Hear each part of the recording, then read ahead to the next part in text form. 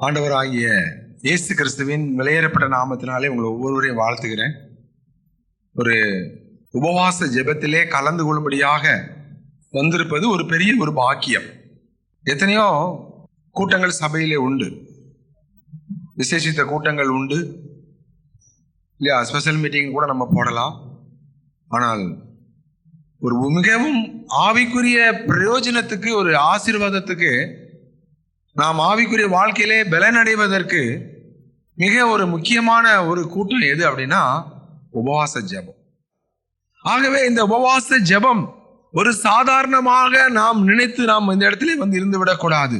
தேவன் ஒரு நோக்கத்தோடு, ஒரு திட்டத்தோடு கூட இந்த உபவாச நாட்களை தேவன் நமக்கு ஏற்படுத்தி கொடுத்திருக்கிறார்.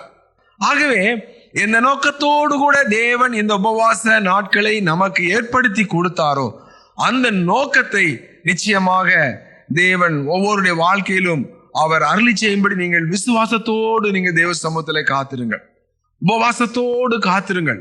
ஒருவேளை இந்த இடத்துல இருக்க விடாதபடிக்கு அல்லது உங்களை உபவாசத்தோடு கூட இங்கே காணப்பட விடாதபடிக்கு பல தாக்குதல்களை சத்துரு கொண்டு வர முடியும். பலவிதமான குழப்பங்களை, போராட்டங்களை, இன்னும் பல சிந்தைகளை உங்களுக்குள்ளே கொண்டு வர முடியும். அப்பொழுதெல்லாம் நீங்கள் நினைக்க வேண்டிய ஒரே ஒரு காரியம், தேவ சமூகத்திலே தேவன் என்னை கொண்டு வந்து நிறுத்தி இருக்கிறார். இந்த உபவாச வேளையிலே கர்த்தருடைய சமூகத்திலே காத்திருக்கும்படியாக தேவன் என்னை கொண்டு வந்திருக்கிறார்.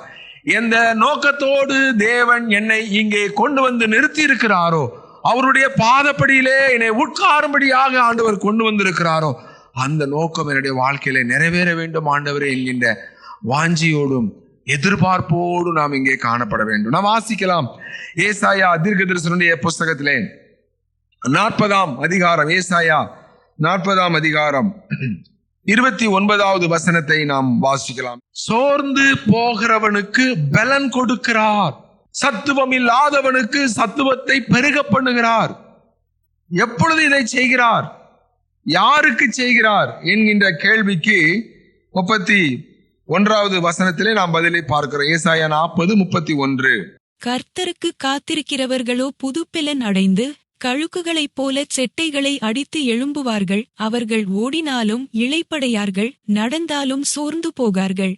கர்த்தருக்கு காத்திருக்கிற ஆண்டவருடைய பாதப்படியிலே நாம் காத்திருக்கும் பொழுது நாம் தேவனுடைய பலனை நாம் பெற்றுக் கொள்கிறோம். ஆகவே இந்த உபவாச ஜெபம் ஒரு சாதாரணமான ஒரு ஜெபமாக நாம் நினைத்து விடக்கூடாது. தேவன் உங்கள் ஒவ்வொருவருக்கும் பலனை கொடுக்கும்படியாக, உங்கள் ஒவ்வொருவரையும் பலத்தால் இடைக்கட்டும்படியாக, உங்களுடைய எல்லா சோர்வுகளில் இருந்தும் உங்களை தூக்கி எடுக்கும்படியாக தேவன் இந்த நாட்களை நமக்கு நியமித்திருக்கிறார்.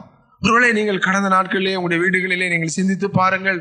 நீங்கள் எந்த பகுதியிலே நீங்கள் சோர்ந்து போய் இருந்தீர்களோ, எந்த பகுதியிலே நீங்கள் பலனற்று போய் காணப்பட்டீர்களோ, அந்த பகுதியிலே தேவன் உங்களை பலப்படுத்தும்படியாக, அந்த பகுதியிலே தேவன் உங்களுடைய எல்லா சோர்வுகளையும் நீக்கி அவருடைய உன்னதமான பலத்தை ஆண்டவர் உங்களுக்கு அருளி செய்யும்படியாக ஆண்டவர் அங்கே கொடுக்கிற ஒரு அருமையான நாட்கள் இந்த உபவாச நாட்கள். 1 ராஜாக்களுடைய புஸ்தகத்தை நாம திருப்பிக்கிடலாம். 19ஆம் அதிகாரம், 1 ராஜாக்கள் 19ஆம் அதிகாரம் 4வது வசனத்தை நாம் வாசிக்கலாம். அவன் வனாந்தரத்தில் ஒரு நாள் பிரயாணம் போய் ஒரு சூறை செடியின் கீழ் உட்கார்ந்து தான் சாக வேண்டும் என்று கோரி, போதும் கர்த்தாவே, என் ஆத்துமாவை எடுத்துக்கொள்ளும், நான் என் பிதாக்களை பார்க்கிலும் நல்லவன் அல்ல என்று சொல்லி, ஆண்டவர் நம்முடைய எல்லா ஜெபங்களுக்கும் பதில் கொடுக்கணுமா வேண்டாமா? கொடுக்கணும் இல்லையா? நம்ம எல்லா ஜெபங்களுக்கும் பதில் கொடுத்தா என்னவாகும் பாருங்க. இங்க எலியாவினுடைய ஜெபம் எப்படி இருக்குது? எலியாவின் ஜெபம் எப்படி இருக்கு? ஆண்டவரே என் உயிரை எடுத்துக்கொள்ளும் அப்படின்னு ஜெபிக்கிறான். போதும் கர்த்தாவே, என்னுடைய உயிரை எடுத்துக்கணும். இந்த ஜெபத்துக்கு ஆண்டவர் பதில் கொடுத்தா எப்படி இருக்கும்? அநேக வேளைகள்ல நாம் சோர்ந்து போகும் பொழுது நாம நம்முடைய பலவீனங்கள்ல நாம எப்படி ஜெபிப்போங்கிறத ஒரு வல்லமையான தீர்க்கதரிசி, தனி ஒரு மனிதனாக நின்று 450 பாகால் தீர்க்கதரிசிகளையும் அங்க சமாளிச்சு தேவனுடைய வல்லமையை அக்னியா இறக்கி கர்த்தரே தெய்வம், கர்த்தரே தெய்வம் என்று எல்லா இஸ்ரவேல் ஜனங்களையும் தேவனுக்கு நேராக திருப்பின ஒரு வல்லமையான தீர்க்கதரிசி. அப்ப சோர்ந்து போகிற ஒரு காரியம் பெரிய வல்லமையான ஊழியக்காரருக்கும் வருமா வராதா? எலியாவுக்கும் அது வந்துச்சு. அப்ப எலியாவுக்கே சோர்ந்து போகிற ஒரு சூழ்நிலை வந்துச்சுன்னு சொன்னா நமக்கு வருமா வராதா? நாம கூட நிறைய நேரங்களில் ஜெபிச்சிருக்கோம், ஆண்டவரே இந்த உலகத்துல நான் இருக்கவே கூடாது, என் உயிரை எடுத்துக்கணும் அப்படின்னு நாம கூட என்ன செஞ்சிருப்போம்? அநேக நேரங்கள்ல ஜெபம் பண்ணிருப்போம். கர்த்தர் தப்பா நினைக்க மாட்டார். நம்ம ஜெபங்கள் எல்லாம் கேட்டு அப்படியே பதில் கொடுக்கிற ஒரு ரோபோட் மிஷின் கிடையாது அவர்.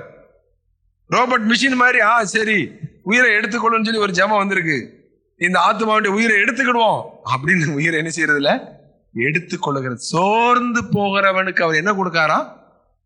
என்ன கொடுக்காரு? அல்லேலூயா, அல்லேலூயா. சோர்ந்து போகிறவனுடைய உயிரை எடுக்கிற ஒரு தேவன் அல்ல, சோர்ந்து போகிறவனுக்கு பலன் கொடுக்கிற ஒரு ஆண்டவராக நம்முடைய ஆண்டவர் இருக்கிறார். அதுதான் இவர் உண்மையான தேவன் என்பதற்கான அடையாளம்.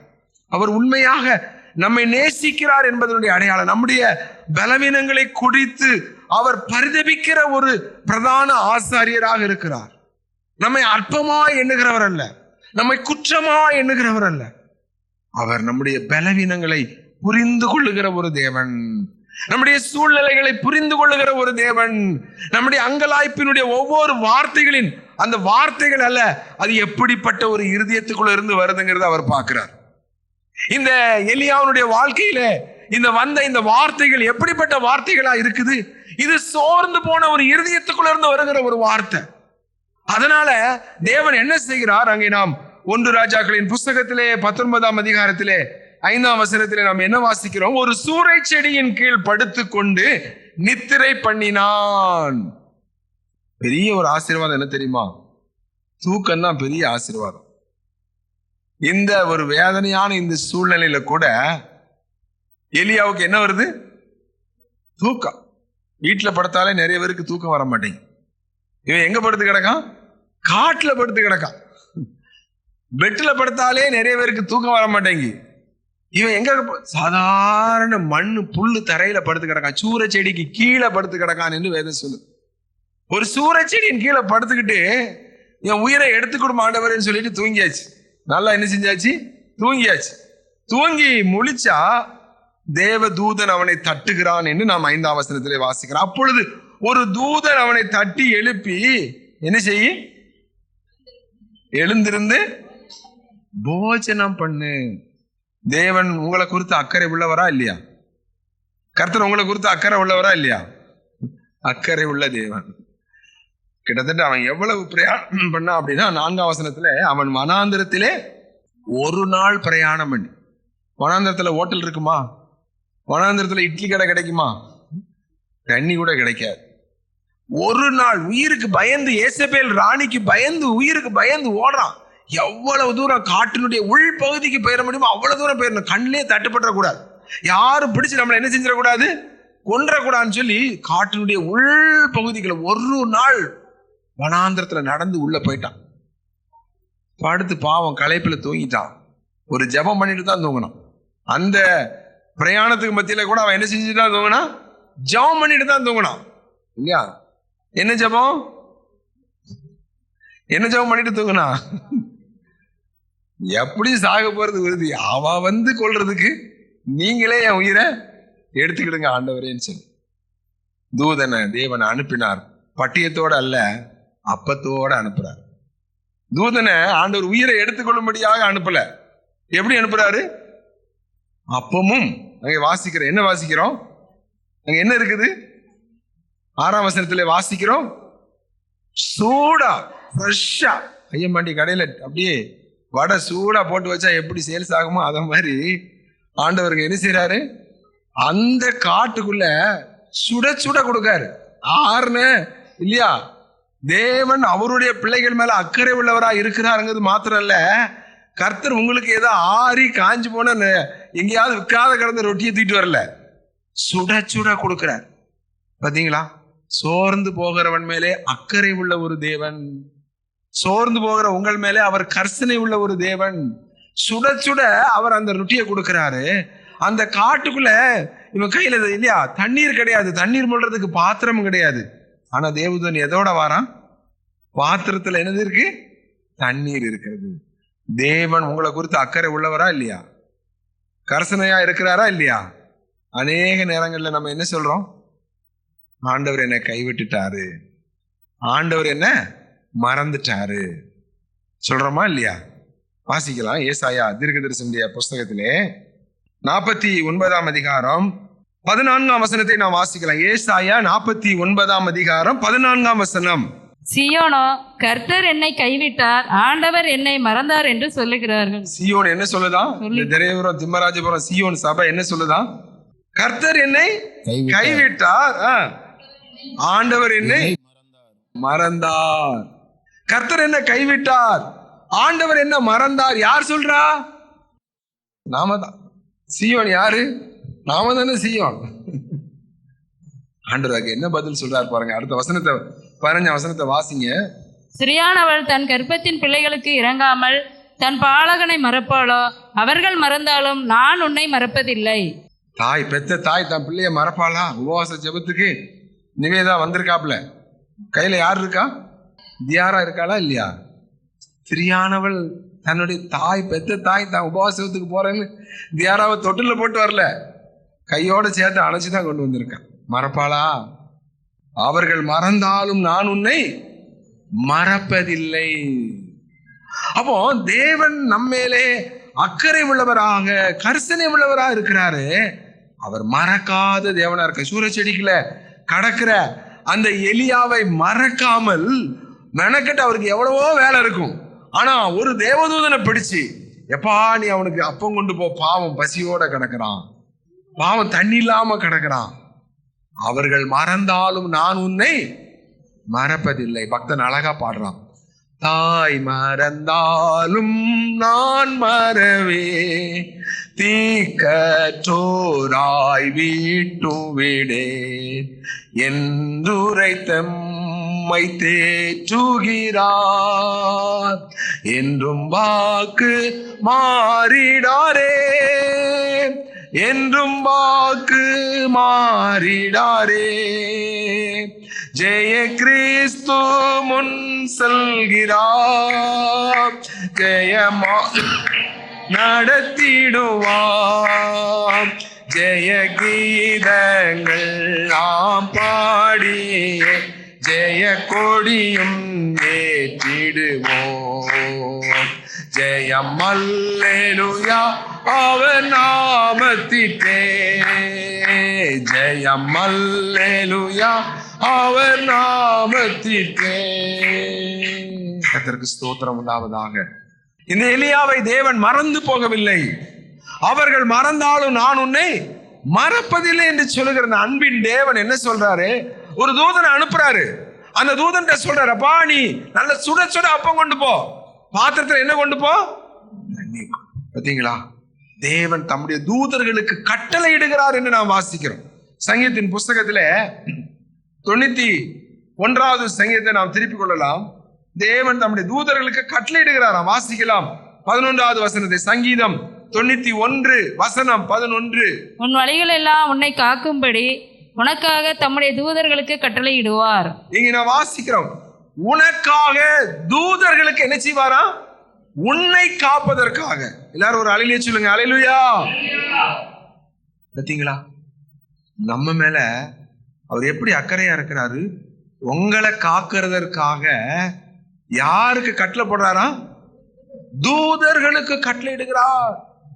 உங்களை காப்பதற்காக தூதர்களுக்கு கட்டளையிடுகிற ஒரு தேவன் என்று இங்க போட்டிருக்கு. அவர் கட்டளையிடுகிறாராம். தூதர்கள் யாரு? எபிரேயர்கள் நிருபத்திலே 1ஆம் அதிகாரத்திலே தூதர்களை குறித்து அங்கே போடப்பட்டிருக்கிறத பாருங்க, வாசிக்கலாம். எபிரேயர் 1ஆம் அதிகாரம் 14வது வசனத்தை நாம் வாசிக்கலாம். எபிரேயர் 1:14. ரட்சிப்பை சுதந்தரிக்கப் போகிறவர்களின் நிமித்தமாக ஊழியம் செய்யும்படிக்கு அவர்கள் எல்லாரும் அனுப்பப்படும் பணிவிடை ஆவிகளாயிருக்கிறார்கள் அல்லவா? அவர்கள் எல்லாரும் பணிவிடை ஆவிகளாய் இருக்கிறார்கள் அல்லவா? யார் பணிவிடை ஆவிகள்? தூதர்கள். தேவ தூதர்கள் நமக்கு பணிவிடை செய்வதற்காக தேவன் வைத்திருக்கிறார். அவங்க நம்ம நடந்து போறோம்னா நம்மளை பாதுகாப்பதற்காக தேவன் தூதர்களை கட்டளையிடுகிறார். நமக்கு ஊழியம் செய்வதற்கு, நமக்கு வேலை செய்வதற்கு தேவன் தேவதூதர்களுக்கு அவர் கட்டளையிடுகிற தேவனா இருக்கிறார். பார்த்தீங்களா? நம்ம யாரை கொண்டு காக்கிறாரா? தேவதூதர்களை கொண்டு காக்கிறார். தேவதூதர்களை கொண்டு அவர் நம்முடைய தேவைகளை சந்திக்கிற, போஷிக்கிற தேவனா இருக்கார். தேவனிடத்துல இருந்து ஒரு செய்தி சொல்லப்படணும் அப்படின்னா அவர் தூதன் அனுப்புறார். போய் சொல்லிட்டு வா, மரியாள் ஓ, மரியாள்கிட்ட போய் சொல்லு, இயேசு பிறக்க போறாருன்னு சொல்லு. தேவதூதர்கள் அடுத்த நேரம் எங்க போறாங்க? மேய்ப்பர்கள் வயல்வெளியில தங்கி காத்துக்கிட்டு இருக்கிறாங்க, அவர்களுக்கு போய் செய்தியை சொல்லு. அங்க போய் செய்தி சொல்லு. எல்லாருக்கும் மிகுந்த சந்தோஷத்தை உண்டாக்குற நற்செய்தி அங்க தேவதூதர்கள் செய்திகளை அறிவிக்கிறத பார்க்கணும். நமக்கு பணிவிடை செய்யும்படி தேவன் தேவதூதர்களை வைத்திருக்கிறார். எலியாவுக்கு எதை கொண்டு வராப்புல? அப்பமும் தண்ணீரும். பார்த்தீங்களா? தேவன் எவ்வளவு தூரம் அவருடைய தூதரை நமக்காக வைக்கிறார். நம்ம வாசிக்கிறோம் இந்த சங்கீதம் 91:11 வசனத்துல என்ன போட்டிருக்கு? உன் வழிகளில் எல்லாம் உன்னை காக்கும்படி உனக்காக நம்முடைய தூதர்களுக்கு கட்டளையிடுவார். உனக்காக அப்படின்னா எத்தனை பேரு? ஒரு ஆள் தான். உனக்காகனா ஒரு ஆள். அந்த ஒரு ஆளை காக்கிறதுக்கு எத்தனை தேவதூதர்கள்? ஒன்னா? ஒண்ணுக்கு மேலையா? ஒண்ணுக்கு மேல. உனக்காக தூதர்களுக்கு, தூதனுக்குன்னு போடல, என்ன போட்டிருக்கு? தூதர்களுக்கு. குறைஞ்சது 2 இருக்கணும் இல்லையா? அப்போ ஒரு கர்த்தருடைய பிள்ளையை காப்பாத்துறதுக்கு தேவன் குறைஞ்சது எத்தனை தேவதூதர்கள் வைக்கிறாரு? 2 தூதர்கள். பாத்தீங்களா? உங்களுக்கு பாதுகாப்பை கொடுப்பதற்கு தேவன் எத்தனை தேவதூதர்கள் வச்சிருக்கிறாரு? குறைஞ்சது 2. தூதர்களுக்கு கட்டளையிடுவார் என்று போடப்பட்டிருக்கு. தூதனுக்கு கட்டளையிடுவார்னு போட்டிருந்தா ஒரு ஆளு. ஆனா இங்க எப்படி போட்டிருக்கு?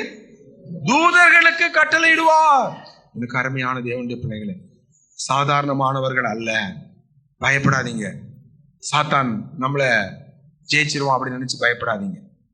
பிரச்சனைகள் வரும்பொழுது பிரச்சனைகளை கண்டு பயப்படாதீங்க. உங்களுக்கு விரோதமாக எழும்புகிற மனிதர்களை கண்டு பயப்படாதீங்க. பரலோகம் அதைவிட மேலாக திட்டமிட்டு செயல்பட்டு கொண்டிருக்கிறது. பரலோகம் அதைவிட நேர்த்தியாக உங்களுக்காக செயல்பட்டு கொண்டிருக்கிறது. தேவன் உங்களுக்காக அவர் மிகுந்த ஒரு நோக்கத்தோடு, மிகுந்த ஒரு திட்டத்தோடு நேர்த்தியாக அவர் செய்து கொண்டிருக்கிறார். ஆகவே எந்த சூழ்நிலையிலும் நம்ம தோற்று போக மாட்டோம். எந்த சூழ்நிலையிலும் நம்ம வெட்கப்பட்டு போக மாட்டோம். எந்த சூழ்நிலையிலும் நாம் நிச்சயம் அங்க தேவன் சொல்கிறத போல என் ஜனங்கள் ஒருபோதும் வெட்கப்பட்டு போவதில்லை. அல்லேலூயா, அல்லேலூயா. ஒருபோதும் வெட்கப்பட்டு போவதில்லை. ஒருபோதும் வெட்கப்பட்டு போவதில்லை. தேவன் நம்முடைய தேவனா இருக்கிறபடினாலே அங்கே பாருங்க, அவன் உயிரை எடுக்கணும்னு சொல்லி அவள் அந்த ராணி, அந்த தேசத்துடைய அரசி செயல்படுகிறாள். ஆனால் தேவன் தன்னுடைய தூதனை அனுப்பி அவன் பாருங்க தட்டி எழுப்பி போஜனம் பண்றான். 6ஆம் வசனத்துல அவன் விழித்து பார்க்கிற போது தழலில் சுடப்பட்ட அடையும் ஒரு பாத்திரத்தில் தண்ணீரும் இருந்தது. அப்பொழுது அவன் புசித்து குடித்து திரும்ப படுத்துக்கொண்டான். எனக்கு ரொம்ப ஆச்சரியமா இருக்கும். காட்டுக்குள்ள சாப்பாடு இருக்கு அப்படின்னா அதை பார்த்த உடனே நமக்கு எப்படி இருக்கும்? இந்த காட்டுக்குள்ள எப்படி இவ்வளவு சுட சுட சாப்பாடு நமக்கு கிடைச்சிச்சு, எப்படி தண்ணி வந்துச்சு அப்படின்னு என்ன செய்யணும்? எலியா யோசிக்கணுமா இல்லையா? அவன் என்ன செஞ்சான்? ஒன்னையும் யோசிக்கல. கர்த்தருடைய பிள்ளைகள் அநேக வேளைகள்ல பிரச்சனைக்கு காரணம் என்ன தெரியுமா?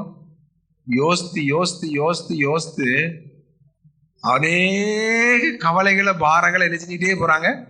கூட்டிகிட்டே போறாங்க. அந்த கடுமையான காட்டுக்குள்ள அங்க ஒரு அருமையான ஆகாரம் சூடா இருக்குது. யார் கொண்டு வந்தா, எங்க கொண்டு வந்து? அவன் எழும்பி சோழ செடிக்கு வெளியே கூட வரல, அந்த செடியை கூட வெட்டு வெளியே வரல. ஒருவேளை ராஜா யாரும் ஆளை அனுப்பிட்டானா தெரியலையே, அல்லது அந்த தீர்க்கதரிசி 50 பேரா வச்சு கெபிக்கு வச்சு பாதுகாத்த அந்த ஆள் வந்துட்டாரா? எதுவுமே பார்த்தான், எலும்பனா சாப்பிட்டான், திரும்ப படுத்துக்கிட்டான். பிரச்சனைகளை நீங்கள் சந்திக்கும் பொழுது வீண் சிந்தனைகளுக்கு இடம் கொடுக்காது. தேவையில்லாம யோசித்து யோசித்து அநேக பாரங்களை என்ன செஞ்சுட்டே போறோம்? ரொம்ப யோசிக்கிறதுனாலதான் என்ன வருது? விசுவாசம் அப்படியே குறைஞ்சு போயிடும். யோசிக்க யோசிக்க கவலை அதிகமாயிருது, பாரம் அதிகமாயிருது. அப்படி ஆயிருமோ, இப்படி ஆயிருமோ அப்படின்னு என்ன செஞ்சிருது?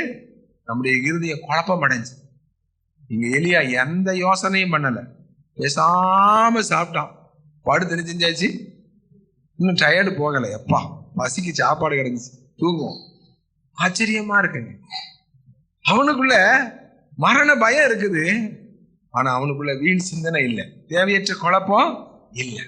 நம்முடைய வாழ்க்கையில இந்த எலியாவிடத்திலிருந்து நாம கற்றுக்கொள்ள வேண்டிய ஒரு காரியம், நான் சிந்திச்சு நான் அதிகமான வேதனைகளை, அதிகமான பாரங்களை, கவலைகளை என்னுடைய வாழ்க்கையில நான் உண்டு பண்ணாதபடிக்கு, பிரச்சனை ஒண்ணுமே இருக்காது, ஆனா பிரச்சனை இருக்கிற மாதிரியே அங்க எந்த விதமான குழப்பமும் இருக்காது, ஆனா அப்படி ஆயிரும் இப்படி ஆயிரும்னு சொல்லி நடக்காத ஒண்ணு நடக்கிறத போல சிந்திச்சு அநேகர் தங்களுடைய வாழ்க்கையில அநேக கவலைகளை, பாரங்களை தங்கள் மேலே போட்டுக் கொள்றாங்க. ஆனால் எலியா பாருங்க, எலும்புனாம், புசித்தான், குடிச்சான், திரும்ப என்ன செஞ்சுட்டான்?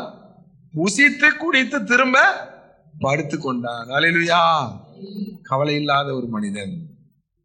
ஏன் நம்ம கவலைப்படணும்? ஆண்டவர் தான் இந்த ஆகாரத்தை கொடுத்திருக்கிறாருன்னு அவனுக்கு என்ன வந்துச்சு? தேவன் நம்ம உயிரை எடுத்துக்கொள்ளுன்னு ஜெபம் பண்ணோம், ஆனா ஆண்டு உயிரை எடுத்துக்கொள்ளாம நமக்கு எதை அனுப்பியிருக்காரு? சாப்பாடை கொடுத்துட்டாரு, நடத்துவார். இதுக்கு போட்டு பேசாம அடுத்து படுப்போம்.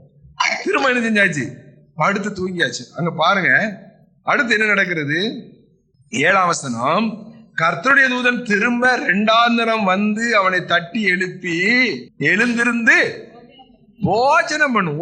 ஒண்ணுங்க, நீதிமான் கைவிடப்பட்டதையும் அவன் சந்ததி அப்பத்துக்கு இறந்து திரிகிறதை நான்.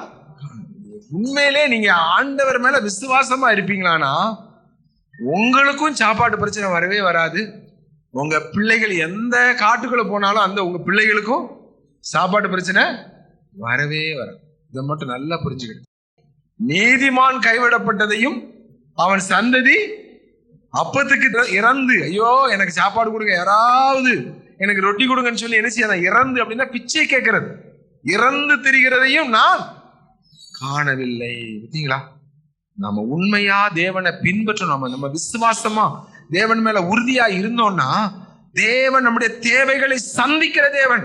அது வனாந்தரமா இருக்கட்டும், அது பயங்கரமான காடா இருக்கட்டும், சோர்ந்து போன நிலைமையில இருக்கட்டும், ஆனால் 2ஆம் தடவை தட்டி எழுப்பி என்ன பண்ணு? 2ஆம் தடவை தட்டி எழுப்பி சாப்பிடு, நல்லா சாப்பிடு. பார்த்தீங்களா? தேவன் நம்மை நேர்த்தியாய் நடத்துகிற தேவன். அதனாலதான் தாவீது தைரியமா சொல்றான், அவர் என்னை புல்லுள்ள இடங்களிலே மேய்த்து அமர்ந்த தண்ணீர்கள் அண்டையில என்னை கொண்டு போய் விடுகிறவர். அப்போ நம்முடைய வாழ்க்கையில நம்ம தேவனை தேடும் பொழுது ஆண்டவர் நம்முடைய தேவைகளை சந்திக்கிற ஒரு தேவன். ஐயோ நான் காட்டுக்குள்ள கிடக்கேன்னு எனக்கு யார் சாப்பாடு கொண்டு வருவா, நான் இந்த இடத்துல இருக்கேன்னு சொல்லி யாருக்குமே தெரியாது அப்படின்னு சொல்லி அவன் புலம்பிக்கிட்டு இருக்கல. ஐயோ நான் சாப்பாடு இல்லாம செத்து போயிடுவானோ அப்படின்னு சொல்லி அவன் கவலைப்பட்டுக்கிட்டே இருக்கல. விடுதலையோட இருங்க, விசுவாசமா இருங்க, சந்தோஷமா இருங்க. தேவன் உங்களை எந்த காட்டுக்குள்ள இருந்தாலும் உங்களை போஷிப்பதற்கு அவர் வல்லமை உள்ள தேவனா இருக்கிறார். அல்லேலூயா. 2ஆம் தடவை சாப்பாடு கிடைக்குங்க, 2ஆம் தடவை தட்டி எழுப்பி போஜனம் பண்ணும். இன்னைக்கு நாம வேண்டான்னு உபவாசத்தோட இருந்தா மட்டும்தான் ஆண்டவர் விடுவார். இல்ல ஆண்டவரே நான் இன்னைக்கு உபவாசம் சொன்னா அப்படியே ரைட் விடுவார். இல்லைன்னா என்ன செஞ்சுக்கிட்டே இருப்பாரு? நம்முடைய தேவைகளை சந்திக்கிற ஒரு தேவன், நம்முடைய குறைவுகளை நிறைவாக்குகிற ஒரு தேவன். அப்ப இன்றைக்கு நாம் தேவ சமூகத்திலே உபவாசத்தோடு வந்திருக்கிறோம். உண்மையிலே நம்ம அக்கறை உள்ள ஒரு தேவன், கர்சனை உள்ள ஒரு தேவன். நாம் சோர்ந்து போகிற நேரத்திலே அவர் நமக்கு நன்மைகளை செய்கிற தேவனாய் நம்மை பலப்படுத்துகிற ஒரு ஆண்டவராக அவர் இருக்கிறார். சோர்ந்து போகிறவனுக்கு இன்னும் சோர்ந்து போகிற காரியங்களை காட்டுறதில்லை. நாம பயந்து போய் இருக்கும் பொழுது இன்னும் நம்மை பயப்படுத்துகிற தேவன் அல்ல. நம்ம விழுந்து போய் கிடக்கும் பொழுது அவர் இன்னும் நமக்கு அதிக பாரத்தை நம்ம ஏற்றுகிற தேவன் அல்ல. அவர் நம்மை தூக்கி விடுகிற தேவனாய் இருக்கிறார், தூக்கி விடுகிற தேவனாய் இருக்கிறார். 2ஆம் விசை தட்டி எழுப்பி எழுந்திரு, போஜனம் பண்ணு, செய்ய வேண்டிய பிரயாணம் தூரம் நிறைய இருக்கு, நிறைய ஊழியம் இருக்கு. பார்த்தீங்களா? கர்த்தர் சோர்ந்து போகிறவனுக்கு பலன் கொடுக்காரா இல்லையா? எலியாவுக்கு பலன் கொடுத்தாரா இல்லையா? எத்தனை தடவை கொடுத்தாரு? தட்டி எழுப்புற அளவுக்கு. இந்த கருமையான தேவனுடைய பிள்ளைகளை ஜெபம் பண்ண போறோம்.